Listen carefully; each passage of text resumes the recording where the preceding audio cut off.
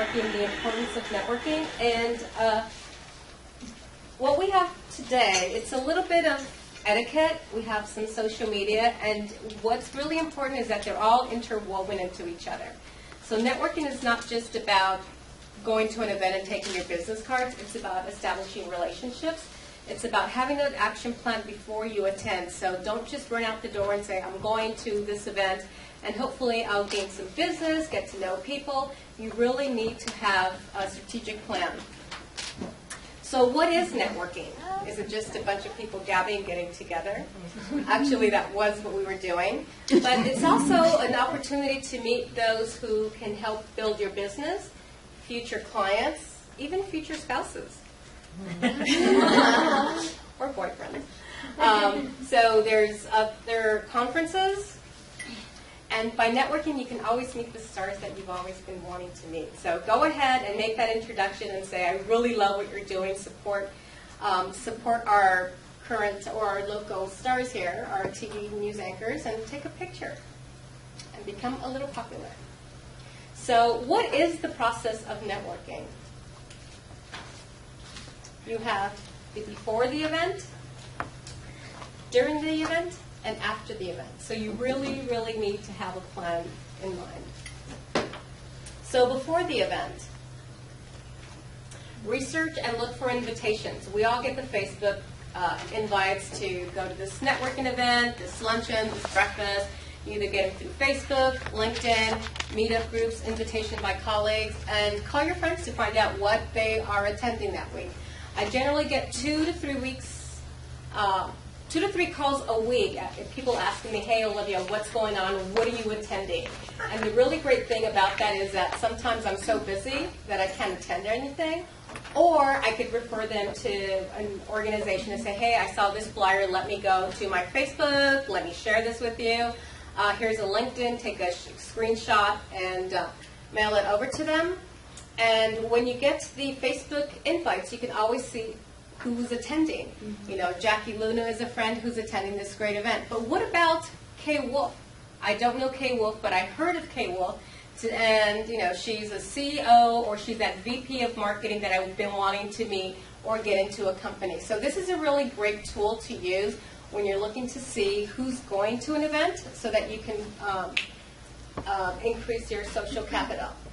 There's also events on LinkedIn. Cecilia Moda posted something about an event at the Crocker Bank. You can check out the event, and generally they go to Eventbrite and you find out more of the information. Here's a women's meetup group. You have the Super Women for Women Entrepreneurs, a great way to either go hiking, build your business, or just have, you have shared interests. So before the networking event, so you research who's hosting the event. We just happened to go to an event that Marcella was hosting with Hispanic Scholarship Fund. And I could never remember. California Hispanic Leadership. Council Leadership Institute. Thank you. And so on their flyer, they had 5, 6, 7 different sponsors. And I'm part of National Latina Business Women Association. So I look at the flyer and I say, who from the sponsors would I like to meet? So I could reach out to Marcella and say, hi, Marcella, I understand so-and-so is sponsoring your event. Can you make an introduction? I'd like to meet them, maybe either for the event that we're having now or try to create a relationship down the future.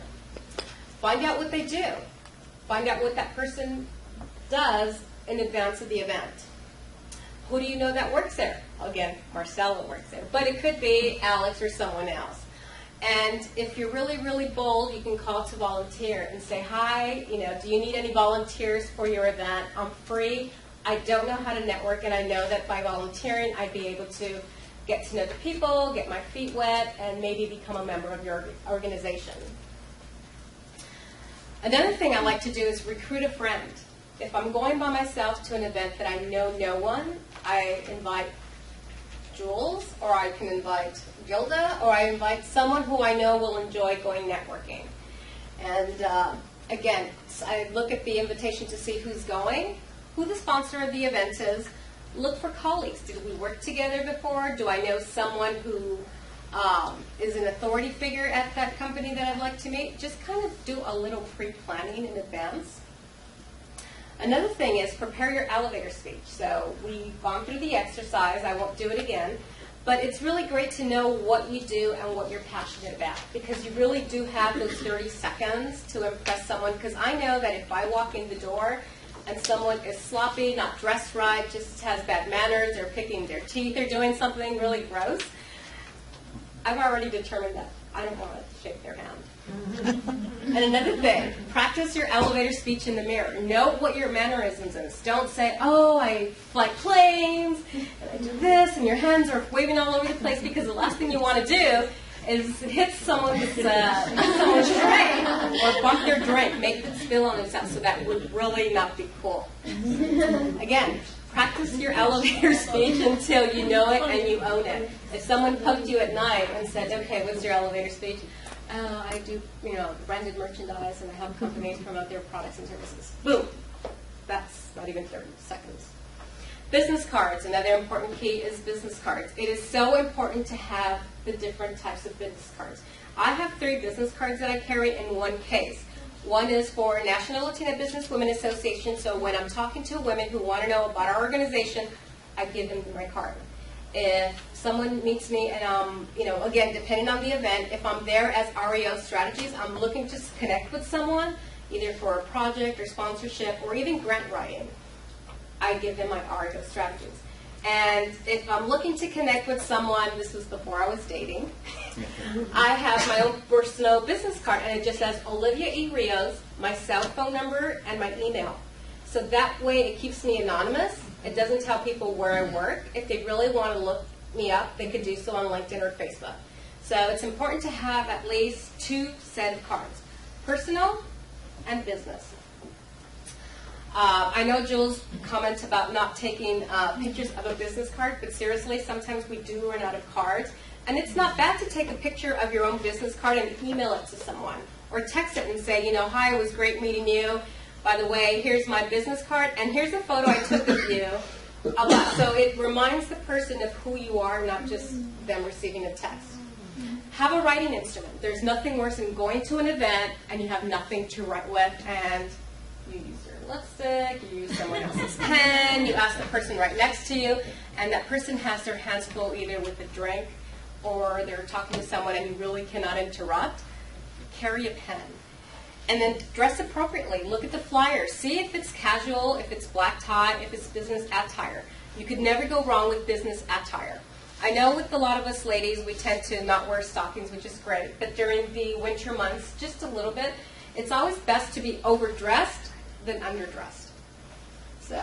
Can you address that a little bit? About dressing? Underdressed and overdressed. Oh, underdressed. What does that mean? That means no sandals, no flip-flops. You can wear open-toe heels. Don't wear anything that's above your hands. So if you're thinking of wearing a mini dress, unless you're going to not network and you're there for something else, then it's a free-for-all. But preferably, I like to dress very conservative, but I'd like to also add a piece of jazz, a little edgy something, a little necklace, a jacket. So always dress appropriately. And then make sure you have cash on you. Cash is king. There's nothing worse than being caught with no money for the parking, no money to buy a beverage, and you're leeching off someone. So that debit card is really great. But put $20 away, $10. Put it in the ashtray of the car.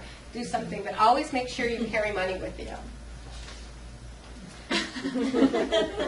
I think we're all guilty of this. Blah, blah, blah, blah, blah, blah, blah, blah.